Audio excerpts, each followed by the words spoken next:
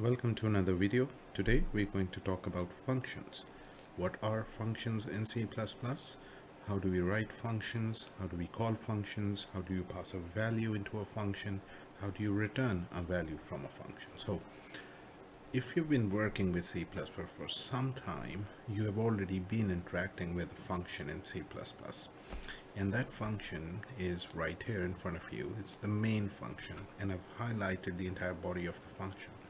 A function essentially means that it performs a certain computation. It performs a certain set of instructions. It's just like a mathematical function that performs a certain computation. So this means that whatever I write in here within these two brackets, that becomes the body of this function. Now in C++,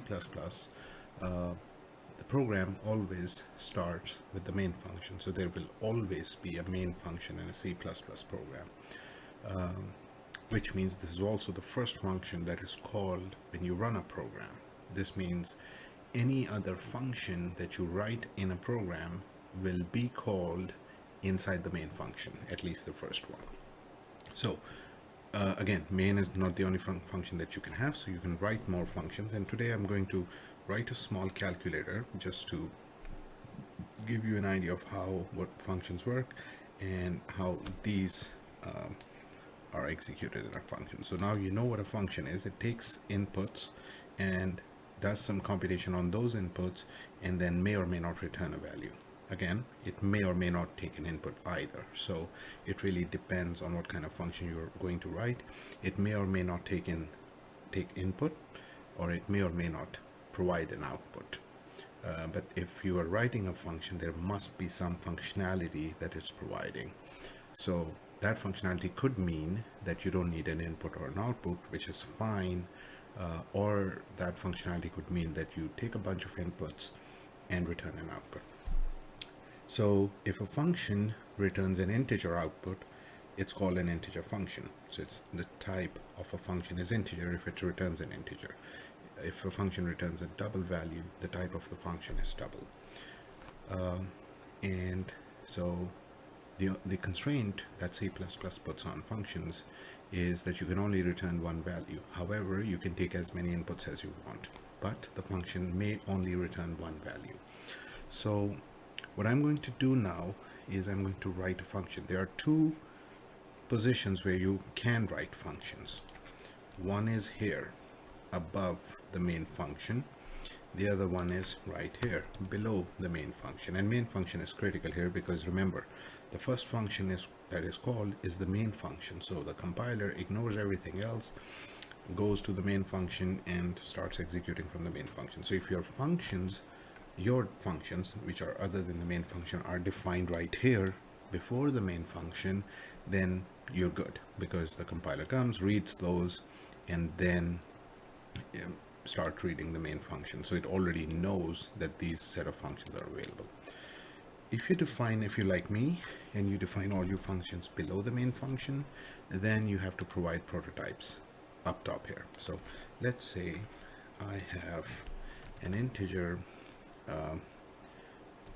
first value equals to 10, integer, another integer, second value equals to 20, and I want to find sum for these two, but I don't want to do that here. I want to write a function to find sum, and the function that I'm going to write is not only going to find the sum, it will also return the sum.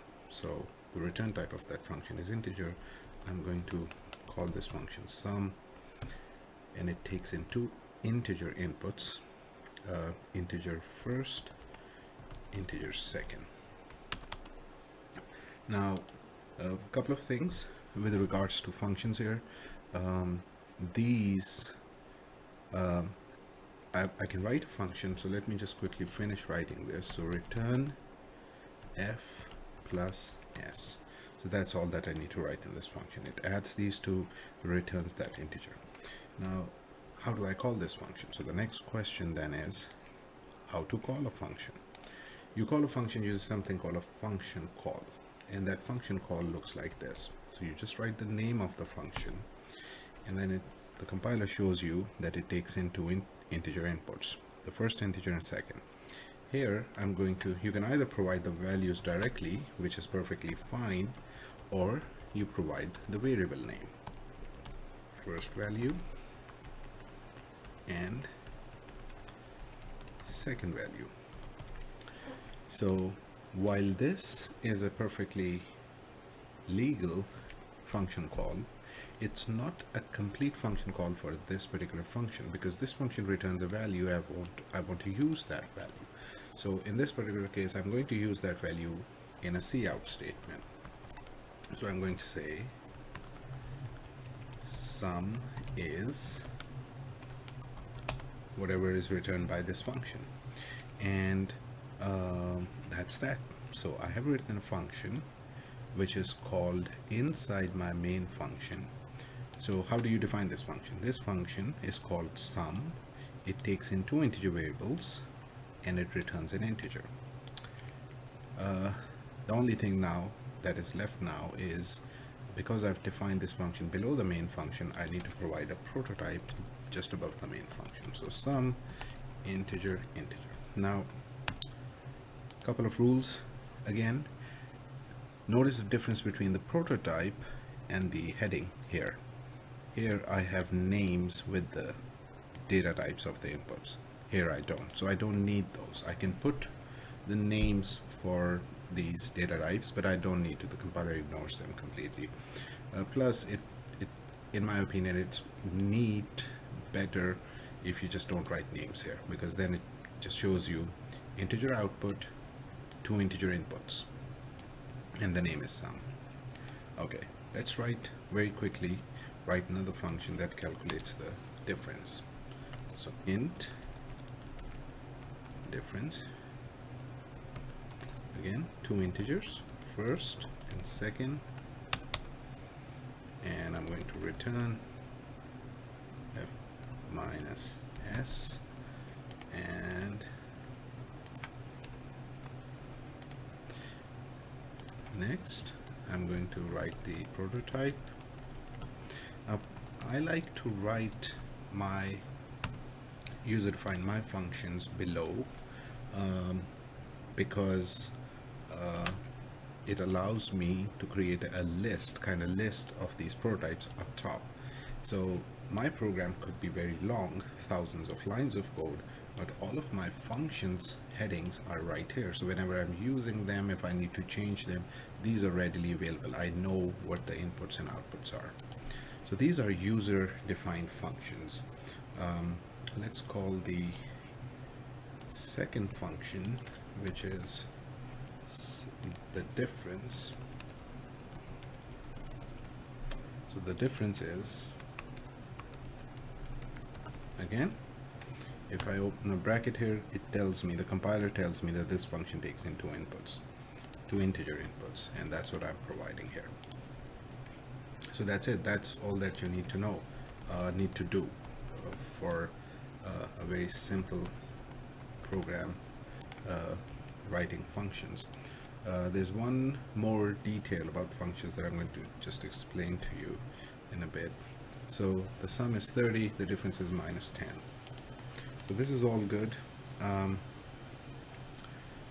What I want to explain now is the difference between passing a value into the function by value versus by reference. So I'm just going to explain by value now, and in another video I'm going to explain, the video that comes after this, I'm going to explain by reference. I'll put a link of that in this video right here as well. So this right here is passing a reference by value. Okay, this is by value as well, and what that means is that first value is passed into f, so whatever is in first value is assigned to f. So what really happens here is, first of all, f becomes 10, s becomes 20, and then this happens. Okay, but you don't need to do this because the compiler is doing this for you, so you don't need to make these assignments. These assignments are automatic right at this point. So when you pass in first value, the variable first value doesn't go in, the value of first value goes in. That's why it's called by value, which means that if I say now that f equals to 100, the sum that is returned obviously will be 100 plus 20, which is the second value, but first value remains the same, right? I changed f, but first value doesn't change. This is a function of by value. You can compare this with another way of passing variables into a function called by reference, but because that's not the topic of this video, I'm going to explain that in another video. So I hope this was useful. Let me run this once again so that you have the output in front of you, and I hope this was useful. If you have any questions, just post comments. If you like the video, please hit the like button and subscribe to the channel. Thank you very much, and have a nice day.